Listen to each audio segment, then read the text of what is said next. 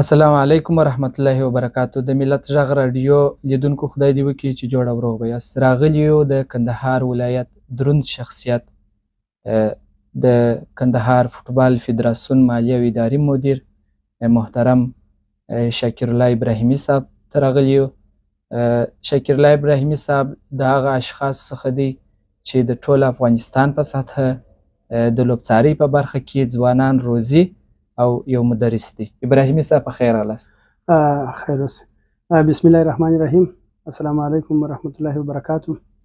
د ملت غږ رادیو د اوریدونکو او لیدونکو څخه مننه او همدغه رنګ د کاري ټیم څخه مننه چې هر وخت زموږ خصوصا د ځوانانو او ورزشکارانو غږ په سالمه توګه تر نورو ځوانانو پر رسولی دي.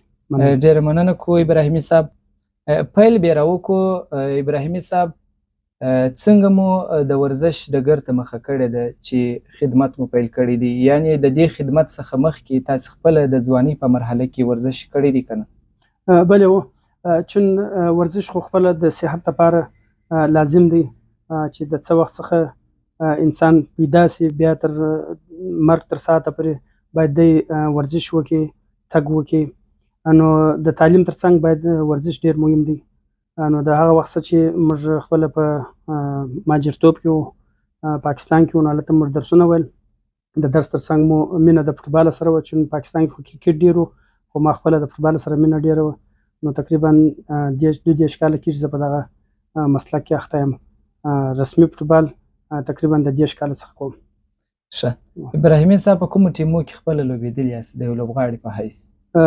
ډیر فوټبال مې په پاکستان کې کړی دی. هلته زموږ د مهاجرینو ټیمونه وه چې په هغه کې یو د برېښنا ټیم و، د اتفاق ټیم و او داسې نور ټیمان وو. خو زه خپله د برېښنا په ټیم کې وم. تقریبا 28-29 کاله ما هلته فوټبال رسمي وکړ. بیا چې دلته بیرته کندهار ته رالو، کندهار کې مې د ځوانانو اول په بي کې تقریبا 7 کاله فوټبال وکړ. بیا مې په ای رسمي د ځوانانو سره تقریبا د ګولتوب دنده په غاړه درلوده. 6-7 کاله مې هغه رسمي فوټبال سره وکړ. واقعا. یعنې ابراهیمي صاحب که وګورو د فوټبال په ډګر کې د ګول ساتونکي څخه دفاعي کرښه، سنټر او حمله کوونکي چې په اصطلاح فارورډانو ورته وایي، د دغو ټولو لیکو څخه تاسې د ګول کیپر یا د ګول ساتونکي برخه انتخاب کړې؟ چون دا یو ډېر سخت او مغلق کسب هم دی. که څه هم تاسو شاید تر موږ ډېر خبر یاست یا د په رسنیو کې یاست چې تقریبا 7 متره و 2 سانتي د ګول ایریا ده.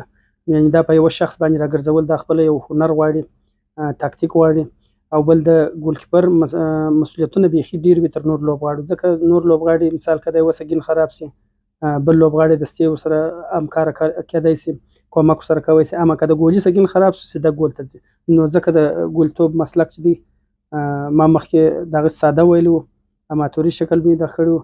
اما د 2015 څخه بیا ما په رسمي توګه د دې اسناد واخیستله چې زه اوس ګولیانو ته درس هم ورکولی سم، څه مشکل نشته په مسلکي توګه باندې. واقعا. خپله دا راته ووایاست ابراهیمي صاحب چې د یو غوره ګول ساتونکي خاصیتونه به کوم کوم؟ تر ټولو تر مخه باید که ګول کیپر وي که نور لوبغاړي وي او خپل مسلک ته دوی باید ژمن وي او د خپل مسلک چې کوم دوی په مخه وړي په دې کې باید ډېر هغه ښه رول ولوبوي. کوم چې د توان دی، طاقت دی، باید تر هغه دی ډېر تمرین وکړي چې د ده ته د خلکو سترګې دي، فرضاً د 10 لوبغاړو یا د 11 لوبغاړو سترګې ورده ته دي. که دی خدای نخواست داسې یو غلط حرکت اجرا کړي، هغه ګولیږي، نو بیا هغه ټیم لوبه پیلي. واقعا. ابراهیمي صاحب د ځوانۍ مرحله مو په فوټبال کې تېره کړه، په ګولیتوب کې. د هغه څخه وروسته مو بیا د استاذۍ درجه پیل کړه. د لیفټوب برخې ته څنګه، د لوبڅارۍ برخې ته څنګه راواوښتاست؟ چون چې فوټبال ما پرېښودی، نو بیا د ګولیتوب دوره هم تېره شوه، عمر هم ډېر شو. نو بیا ما نسوای کولی چې زه نور لوبڅارۍ ته دوام ورکړم. نو بیا مې په مسلکي توګه ریفټوب هم ولاړم. درسونه مې په کابل کې شروع کړه. اول مو خپل د داخلي استادانو څخه چې د لیز مور سره په کندهار کې و، سید شاه فاروق هغه د هغه څه مې څه درسونه یاد کړل. بیا د هغه بعد ولاړو په کابل کې مې څه درسونه نو د هغه و چې بیا زه خپله ورته کاندید شولم. دغه دپاره یو زموږ سره حمید میوند و د کابل څخه او یو زه ومه. بیا موږ انلاین امتحانونه ورکړه په 2018 کې. کوم چې د روس ورلډ کپ وسو په هغه وخت کې دا د وی آر چیک په لومړي ځل رالی نو ما خپل مسلک هم وی آر چیک دی بیا موږ لاړو جنوبي کوریا ته هلته مو خپل درس ووایه چې دغه دی چې بیرته رالو دلې ښه ابراهیمي صاحب اوس مهال په کندهار ولایت کې رسمي یعنی په رسمي شکل سره څومره لوبڅاران موږ لرو رسمي لوبڅاران موږ تقریبا 15 لوبڅاران داسې لوبڅاران لرو چې یعنې هغه کولی شي د ټول افغانستان په سطحه لیګونه زموږ چې کوم اس ایل دی یا د افغانستان د قهرمانانو لیګ دی په هغه کې دوی اوس هم دا چې برحاله لوبېږي او هم لوبېدلي دي لوبڅاري یې کړې ده ښه څومره ټریننګونه یعنی هغه ځوانان به پیدا کېږي د کندهار په ټولنه کې په کندهاري ټولنه کې چې دا خواهش لري چې موږ د لیفریتوب په برخه کې مهارتونه ترلاسه کړو تر اوسه پورې مو په دې برخه کې څومره ځوانان روزلي دي واقعا چون دا یو داسې کسب دی خصوصا دا زموږ په پښتني ټولنه کې چې ډېر خلک ځان نور ته تکیه کوي چې مثال په میدان کې که چیرې پول راسي هغه بیا د لوبڅار سره څه جنجال راسي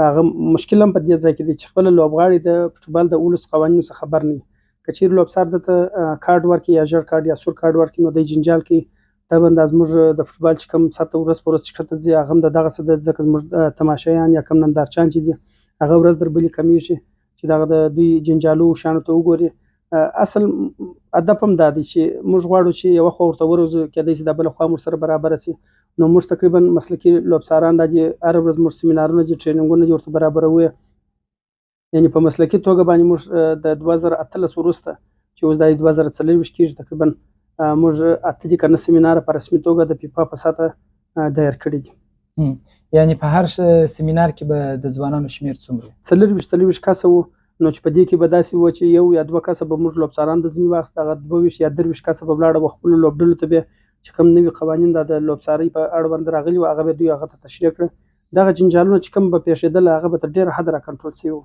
واقعا د فوټبال په برخه کې ابراهیمي صاحب که وګورو لینمین دی او یو مرکزي لوبڅار موږ بلو د دې ترمنځ په وظیفو او دندو کې څه توپیر تاسو ښوولی سي مرکزي لوبڅار طبعا په میدان کې د میدان حاکم بلل کېږي د ده سره 2 کومک لوبڅاران چې یا موږ معاونین ورته وایو هغه پر خطو باندې ورسره ځي یو څلرم لوبڅار دی چې بیا دوی ټوله څاري یو بیا موږ کتابت په حساب لرو خو چې دا موږ هغه دونه امکانات تر اوسه نه لرو چې هغه د کتابت بیا هغه جلا ځینې کوي دغه څلرم لوبڅار صرف ولاړ دی د خپل ټیم څاري یو مرکزي لوبڅار دی 2 لینمنان دي دوی څاري که فرض د دوی څه یو داسې اشتباه یا خدای نخواسته یو داسې مشکل پېښ شو دی یو رالګي ورته واقعا د وی آر په اړه څه وایاست ابراهیمي صاحب مخکې خو دا کړنه نه وه کله چې د فیفا ریاست یا ویلی سو چې د فیفا مقام دغه څه راوړل ستاسې په فکر څومره تغیر یې په فوټبال کې راوستی چون دا اول سر نوی و لکه تاسو چې اوس خبر یاست په کارډو کې شین کارډ هم راووتی هغه ورځ ما یو پوسټ هم پر کړی و بیا مو یو څېړنه هم پر وکړه نو فیفا چې هر وخت یو قانون توشیح کوي دوی اول کوشش کوي چې دا داسې یو مرحله ورکړي چې امتحاني مرحله وي ګوري که چیرې دا نتیجه ښه ورکړه مثبت اړخونه یې ډېر وه نو هغه داخلي وه قانون ته او که چیرې منفي یې ډېر وه نو بیا د هغه شي څخه تېرېږي نو په لومړي ځل په 2015 کې چې د 2012 ورلډ کپ چې وسو په هغه کې د انګلند ګول چې کوم سوی جرمني پر وکړي د هغه وخت څخه دا وی آر چیک که چیرې وای نو په هغه وخت کې به جرمني ورلډ کپ نه وای وړی انګلند به وړی وای چون وی آر چیک موږ نه درلودی لینمین شی نه ولیدی هغه تیر سو اسانه بلاړله د هغه وروسته بیا جرمني په لومړي ځل وی آر چیک جوړ کړي چې بیا په امریکا کې اول د امریکا په لیګ کې دغه سو وروسته بیا دغه دی چې اوس آسیا ته هم راغلی دی نو ښه شی دی تقریبا فوټبال خوند یې تقریبا ور 80% کې چې کوم د دوی د لوبغاړو حق دی د یوې لوبډلې یا د بلې لوبډلې هغه دوی ته په سالمه توګه اوس رسېږي مخکې به لوبڅار اشتباه وکړه فرضاً ګول بیا نه ولیدی یا فرضاً اپسایډ بیا نه ولیدی نو هغه به ورته راوګرځوي او وی آر هم داسې نه دی چې اوس دا زموږ یو ځینې لوبغاړو خو داسې بلل دی چې وی آر به لکه خپله لوبڅار هر ګړی به موږ خبرې ورسره کوو او دوی به زموږ سره بیرته موږ ته جواب راکوي یا وی آر چیک خپله محدود دی د دې دغه دا دی صرف که چیرې اپسایډ ګول سوی هغه درته راګرځي که چیرې انډبال سوی یا پینالټي سوی هغه درته راګرځي سور کارډ پر غلط درک باندې ورکول سوی دی فرضاً موږ شپږمې شمارې ته کارډ ورکوي هغه اوومې ته موږ ورکوي نو هغه کولی شي بیرته وی آر چیک راوګرځي چې یا پول ده نه دی کړی شپږمې شمارې کړی نو طبعا دا بیرته باید راوګرځول سي صرف دغه ځای پرې محدود دی نور هیڅ هره فیصله چې کېږي هغه به ټول په لوبڅار کې واقعا ابراهیمي صاحب که وګورو په کندهار ولایت کې مخکې د احمدشاهي لوبغالي کې موږ طبیعي چمن درلود. د وخت په تېرېدو سره مصنوعي چمن ته په اصطلاح په عامه اصطلاح ویلی سو چې واوښتی. د طبیعي چمن او د مصنوعي چمن ترمنځ تاسې څومره فرق رایستلی سي؟ آیا دا ښه کړنه وه چې په احمدشاهي لوبغالي کې ترسره سوه؟ ښه خبره ده. چون په هغه وخت کې تقریبا 2014 2019 موږ خو ډېر کوشش وکړی چې موږ مځکه بدیل دې ته پیدا کړو او فیفا داسې کار نه کوي چې مثال پر یو شخصي مځکه باندې د 12 لکه یا 14 لکه ډالر د مصرف کې. نو هغو غوښتل چې د کواله اول د دا مځکې واخلي او فدراسیون ته یې وسپاري، مرکزي فدراسیون کابل ته یې وسپاري، ځکه دا ډېر مصرف کېدی. نو بیا موږ شاوخوا ډېر لاړلو، داسې ځای موږ نه کړ پیدا. یو د اډې د بولدک اډې سره دلته یو میدان دی چې اوس هم دغسې ولاړ دی، یو جمنازیم هم پر جوړ سو. نو هغه ساحه د دې فوټبال دپاره ښه نه وه ځکه کمه وه هغه ساحه. نور موږ داسې میدان نه کړ پیدا چې موږ دغه مصرف هلته مثال هغه فیفا چې کوم 12 لکه یا 14 لکه ډالر مصرفولې هغه دې په داسې ځای کې دوی ضایع کړي. نو داسې بل ځای موږ نه کړ پیدا. نو دا موږ ښه وګڼل که موږ داسې نه چې موږ سبا دا پروژه د مثال د 12 لکه پروژه دا باید بل میدان ته ولاړ نه سي، د زون په سطح باید مشترک. نو موږ دا لازمه وبوله چې باید دا دلته جوړ سي. لوبغاړي څومره خوښه ښیي د دې میدان څخه؟ تاسې په دغه میدان کې زیات وخت تېر کړی دی ابراهیمي صاحب. آیا لوبغاړي د دې میدان څخه ډېره خوښه ښیي که لږ؟ چون هغه طبیعي خو چې وه هغه خو ډېر ښه وه، اما اوس موږ غواړو چې ځانونه نړیوال ته برابر کړو، ځکه نړیوالې لوبې تاسو وګورئ د شپې هم شروع وي، په واوره کې هم شروع وي، په ژمي کې هم شروع وي، هېڅ بندېدن نه لري. اما زموږ دا به چې څنګه ژمی راغلی دا اوس دا تقریبا ژمی دی، نو زموږ میدانونه به دا وخت ټول فلج وه، فوټبال به ورځ په ورځ دغه کېدی. اما دا میدان چې دی مثال که چیرې په دوبي کې پر دې باندې ګرمي راسي، موږ بیا د اوبو سیسټم ورته لرو، هغه اوبه بیرته پر پاس شو، هغه میدان ښه یخ کې بیرته هغه. نو موږ کولی شو د دې میدان څخه کار واخلو او موږ نور طبیعي میدانونو باندې اوس انشاءالله اخته یو، خبرې مو روان دي، مځکه یې په عینو مینه کې راته راکړې ده، په ډېر نږدې کې به انشاءالله پر هغه هم کار شروع شي. واقعا ابراهیمي صاحب څو کاله مخکې تاسې کندهار ته راغلي یاست او د فوټبال هغه حالات به مو اوس هم درته یادېږي او د کندهار فوټبال چې اوس په کم حالاتو کې دی د دې ترمنځ تاسې څه فرق کوئ؟ آیا مخکې شپو کې د فوټبال حالات ښه وو او که اوس؟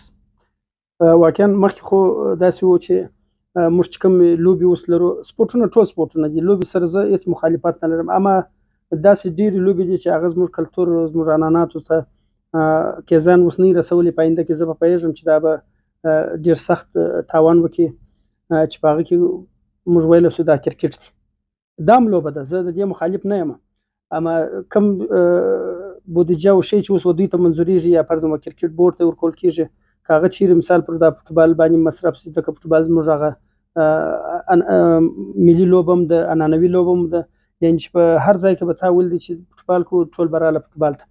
اما کرکټ ته به چې نوم ور واخیستې هغه به داسې ډېر نفرت شی کوي، د کرکټ څخه به ډېر نفرت کوي. بل زموږ خو په تېر دولت کې که ستاسې فکر و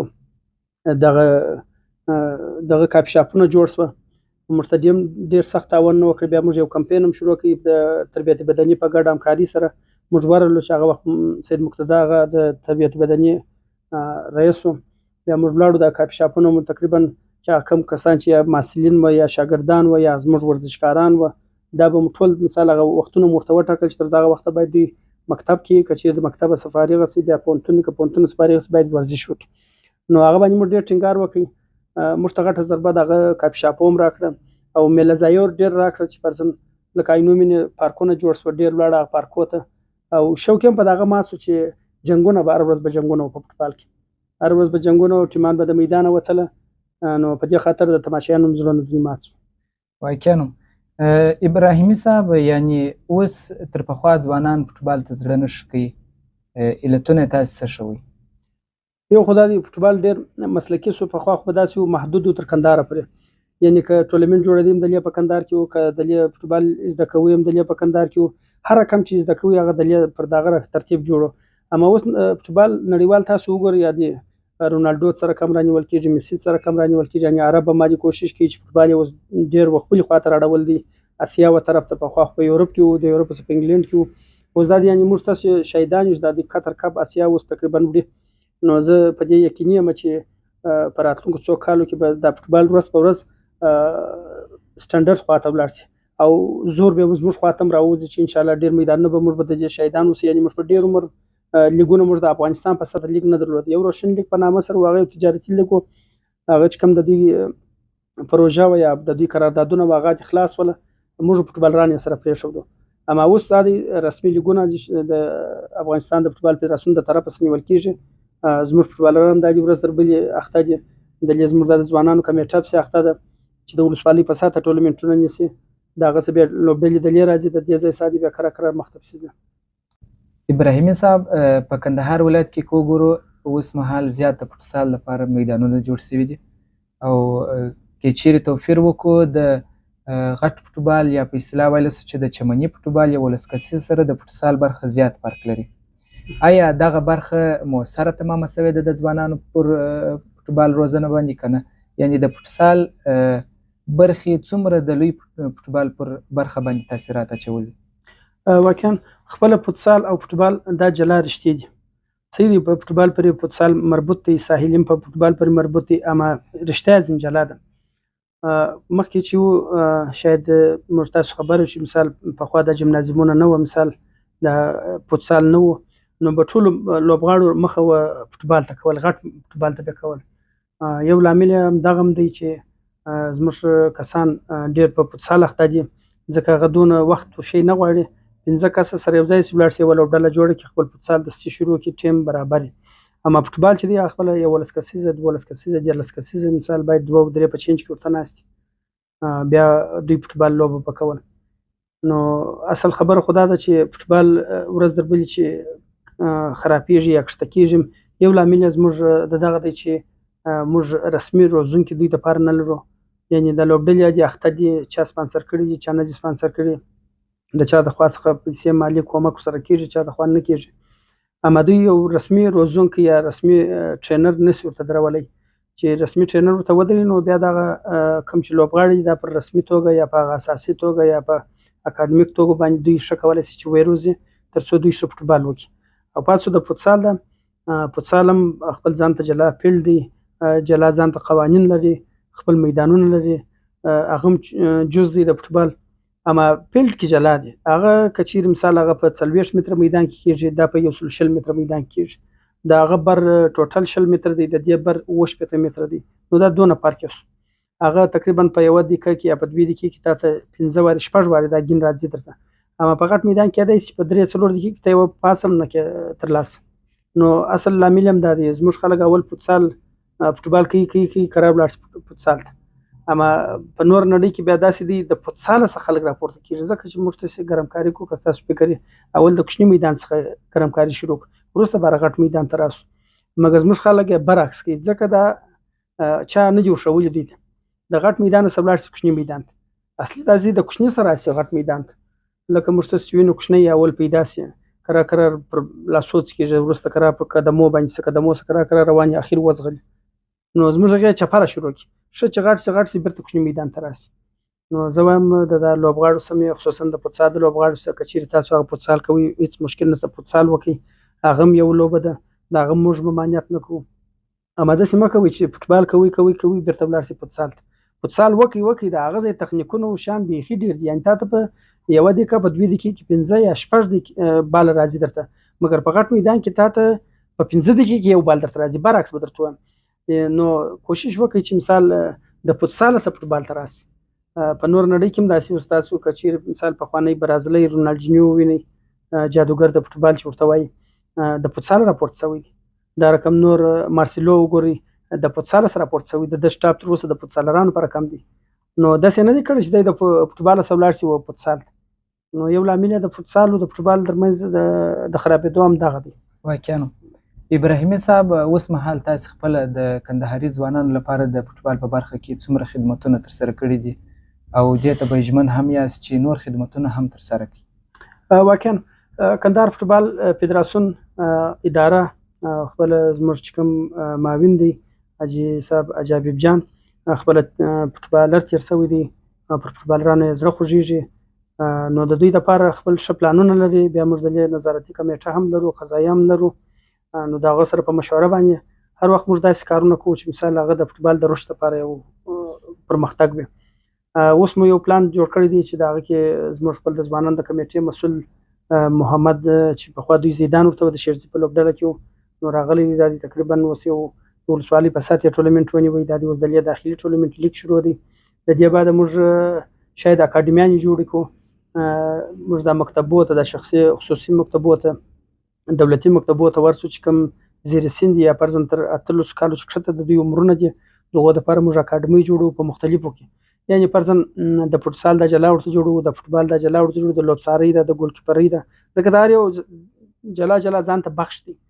نو موږ پلان جوړ کړی دی، انشاءالله پر هغه باندې د اخته یو چې یوه بیلګه دا ده. دا اوس یو څو ورځې تر مخه موږ د 4 ولسوالۍ ټورنمنټ درلودی، په هغه کې کندهار هم و.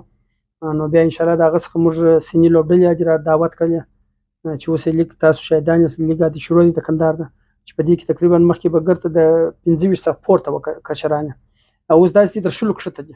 نو دا طبعا خپله د دې د پایه شوه. وخت چې پایه جوړه شوه، نور مخته به فوټبال خپله سمېږي. د دوی دپاره به ټورنمنټونه آزاد جوړېده. اوس هم شاوخوا پر نورو میدانو باندې ټورنمنټونه جوړېږي د تجارتي شکل باندې. یعنې فرضاً د دوی څخه پیسې اخیستل کېږي. هغه هم نه دي ملامت، هغه خپل میدانونه چې جوړ کړي دي، یا په ټیکه نیولي دي، یا فرضاً په اجاره نیولي دي، د یو چا څخه اخیستي دي. نو هغه دوی مازې خپلې پیسې ځینې واخلي، یو ټورنمنټ ورته جوړ کړي، پر هغه مخ باندې ولاړ شي، یو کپ شی ورکړي. نو د هغو نه د مثاله قانوني وخت چې کوم د دوی دپاره 45 یا 40 دقیقې قانوني وخت دی، هغه نه ورته برابرېږي. نو د لوبغاړو صمیم هیله دا ده چې تاسو کله په یو ټورنمنټ کې برخه اخلئ، د هغو دپاره تاسو چې کوم د فوټبال هغه اصول یا مقرره ده، اصولنامه د افغانستان په سطحه، یعنې د ټول 40 ولایتو په سطحه چې هغه مقرره ده، د هغه مطابق کوشش وکړئ چې تاسو په ټورنمنټو کې برخه واخلئ، چې په هر ځای کې یو ټورنمنټ جوړېږي د هغه څه اصولنامه ترلاسه کړئ، چې پر کومو اصولو تاسو موږ ته د مثال دا پیسې اخلي او پر کوم اصولو تاسو موږ ته ټورنمنټ جوړوئ، نو بره به مشکل او شی حل دی. دا اوس موږ دا ټورنمنټ تقریبا جوړ کړی دی په دلې په کندهار فوټبال فدراسیون کې په 18 مادو باندې موږ یو ټورنمنټ ته برابر کړی دی چې 18 مقرره لري، په هغه کې 18 شرایط د لوبې، چې په دې کې باید کومه ګټلې سیالي ده، دا ټول موږ دوی ته اول ورځ دلته تشریح کړي دي. د دغه لوبډلو مشران موږ دلته ټول دوی راغوښتي دي چې کوم دوی ته موږ سزا ورکړو، کوم دوی ته موږ مکافات دي، مجازات دي، هغه ټول موږ ته کړي دي. بیا د دوی چې کوم مسؤلین دي، مثال د افغان بي لوبډلې مسؤل راغلی چې دستخط کړي دي، اریانا لوبډل د ځوانان دي، اراکوزیا ده، کندهار بي ده، اتفاق بي ده، اینومینه بي ده، دا تقریبا نه لوبډلې دلته اوس موږ سره برخه ده اخیستې ده په دا ټورنمنټ کې. چې بیا وروسته د دې څخه موږ د دوی ټاس ورته اچولی دي چې هر ورځ د دوی موږ یوه سیالي ورکوو، پر 3 بجې شروع کېږي، بیا د دوی 40 یا 45 دقیقې چې کوم قانوني وخت دی، هغه لوبه موږ د دوی ته ورکوو. یعنې اوس پخوا به د دوی بازیانې پر 1 بجه غرمه کېدلې، دا په لومړي ځل موږ د دوی دپاره دا کار داسې کوي چې په رسمي وخت کې لکه اوس د 3 بجو څخه بیا تر 5 بجو پورې د ایګانو ټورنمنټ خلاص و، موږ دا د بي د دوی پر وخت ورته ونیوی. ابراهیمي صاحب کو ګورو په مخکې وختو کې فوټبال پر 11 کسیزه میدان کې دی او د هغو میدانو شمېر هم زیات. اوس هغه 11 کسیزه میدانونه ټول په کوچني میدانو چې په اصطلاح 7 کسیزه وایو چې نوي میدانونه دي، یعنې د فوټسال او فوټبال ترمنځ دي. د لوبغاړو شمېر د هر ټیم د 7 کسې. د دغو میدانو لپاره تاسو څه تصمیم لرئ؟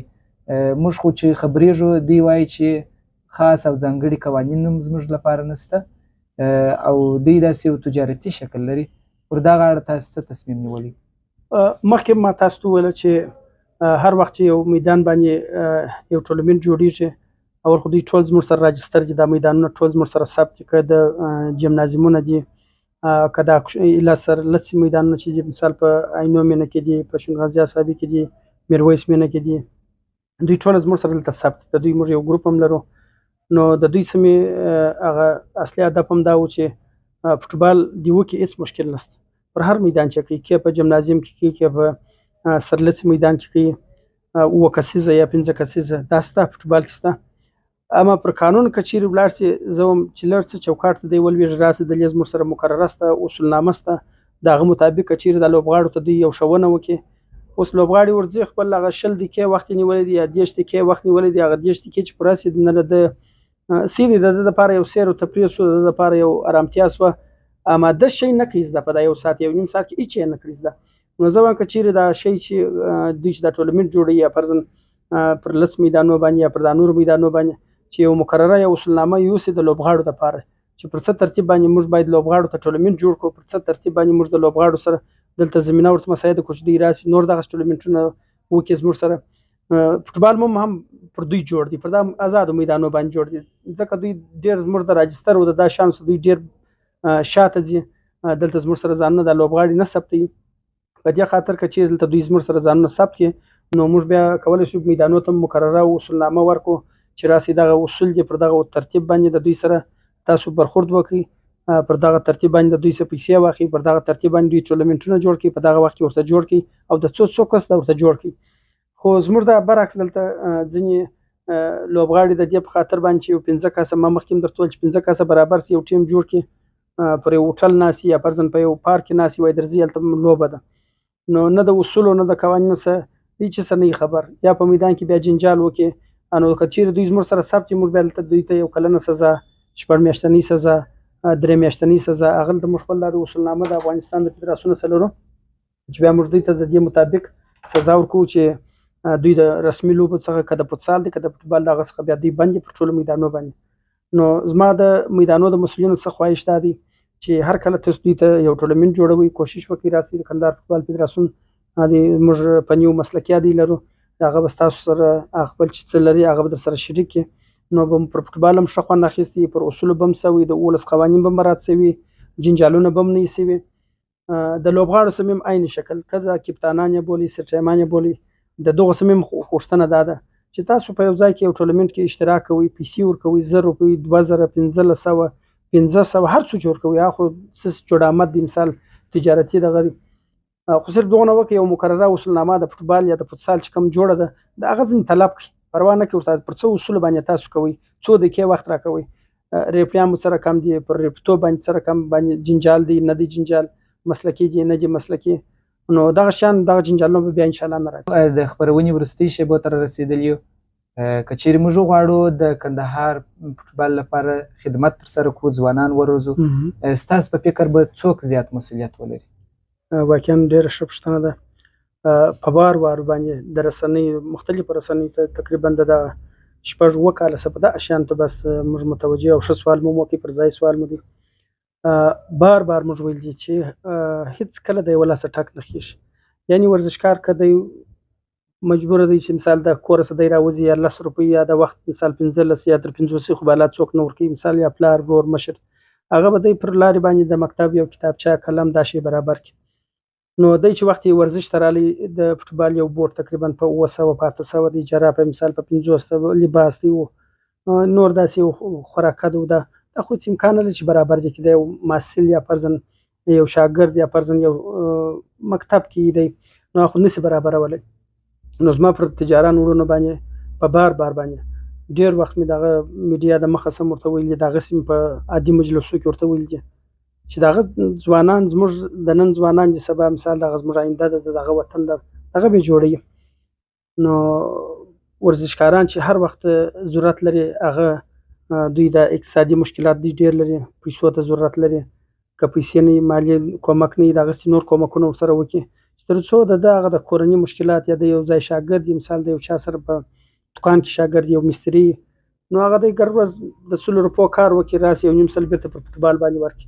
طبعا فوټبال هم شوق دونه نه وي، نو زه وایم که چیرې هر تجار یوه لوبډله چې زموږ کوم کندهاري وروڼه دي یا فرضاً د کندهار څخه د باندې دي خارج کې دي که یوه لوبډله سپانسر کړي، سپانسر څه دا مطلب نه دی چې د هره میاشت د ډالرونه راواستي، د هره میاشت د په لکو کالداري افغانۍ ورکړي، صرف دغه دی وکړي د اوبو اخراجات د بوټ د جرافه د لباس ور برابر کې میدان دی جوړ دی، میدان کې موږ مشکل نه لرو، دا جزوي دغه دی دا خو کېدای شي د افغان بیسیم هم دا کار وکړي، روشن هم کولی شي شرکتونه دي دا هم کار وکړي، خو تر ټولو غټ چې دی زموږ سره چې کومک کولی شي هغه تجار دی.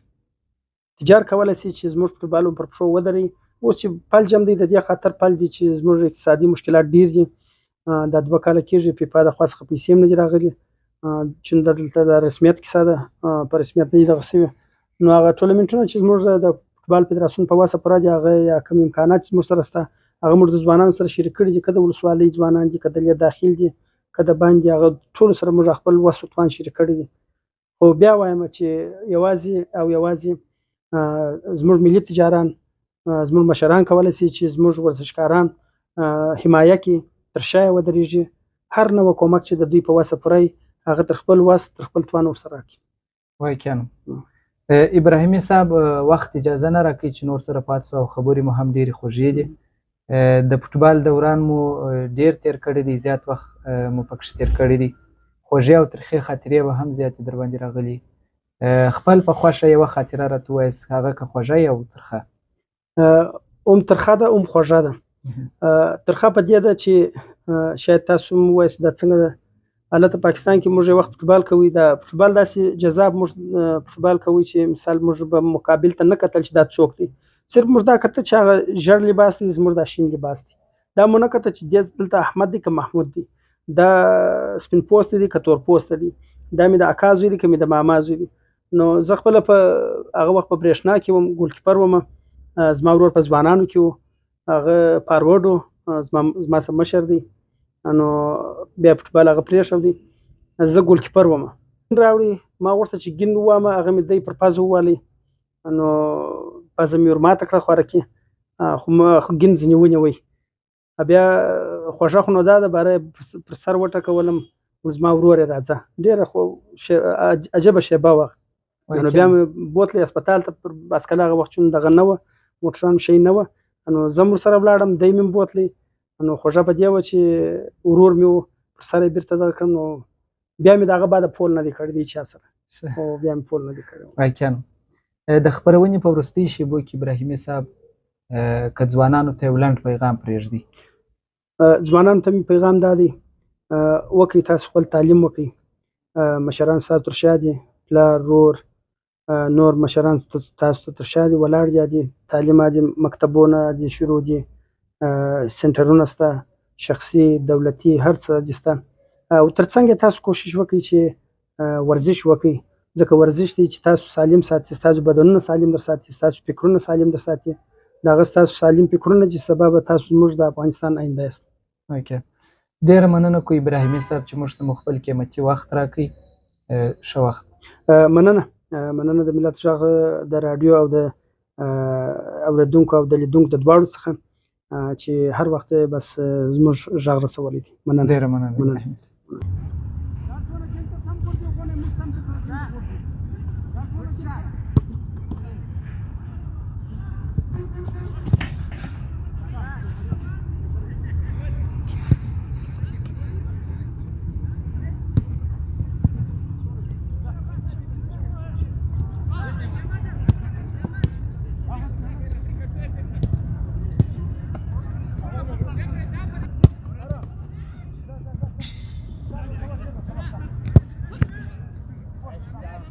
También la había pasado, también.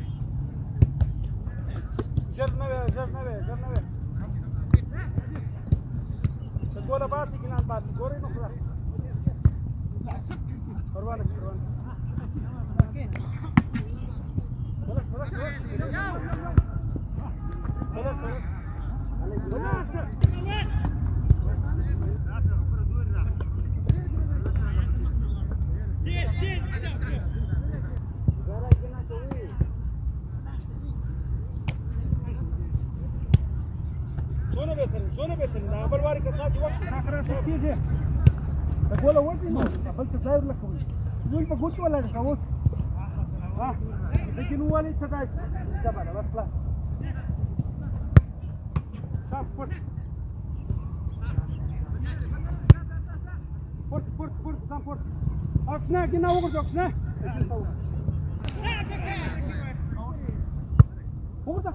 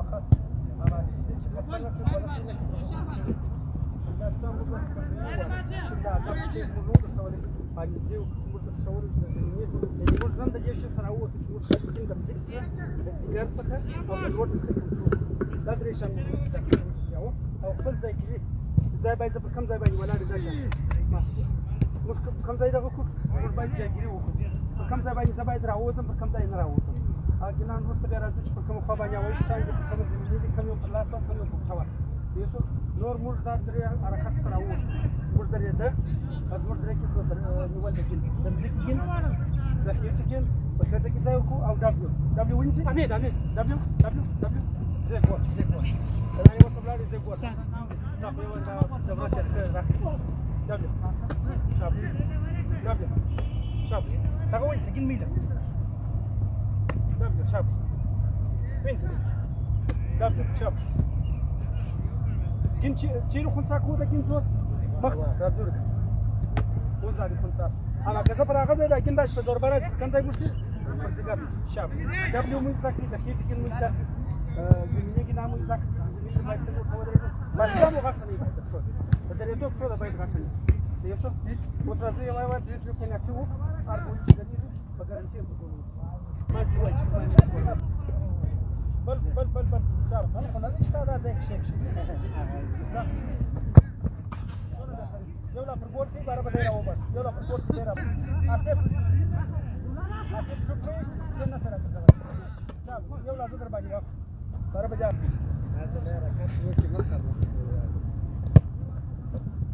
وس څنګه وکړم چې ولا تشتي تاخو شفيف شي ولا تاخو شي بس ازات راسه تربو مزنسه دير شروط بدلك ولا ولا عمل لازم تكون بالمقطع حركه شاف كم شروط انا اثرت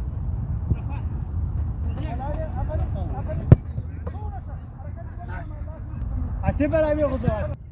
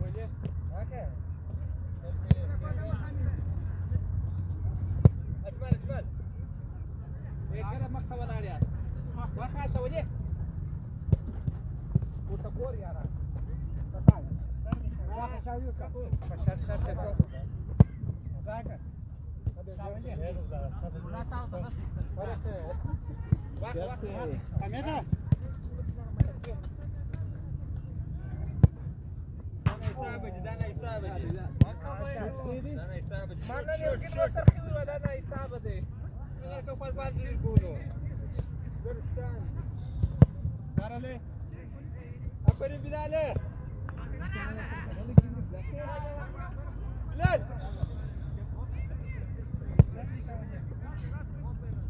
Darale ma gimana mani.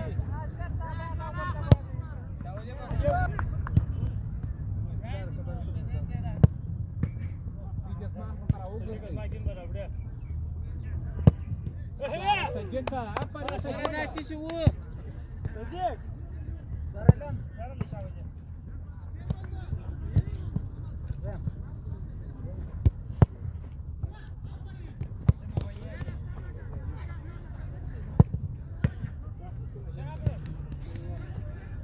غفور بصدر بعصمة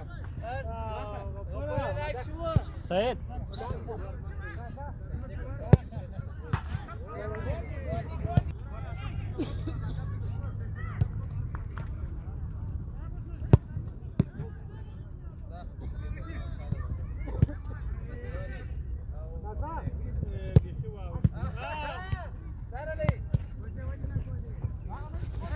منظور منظور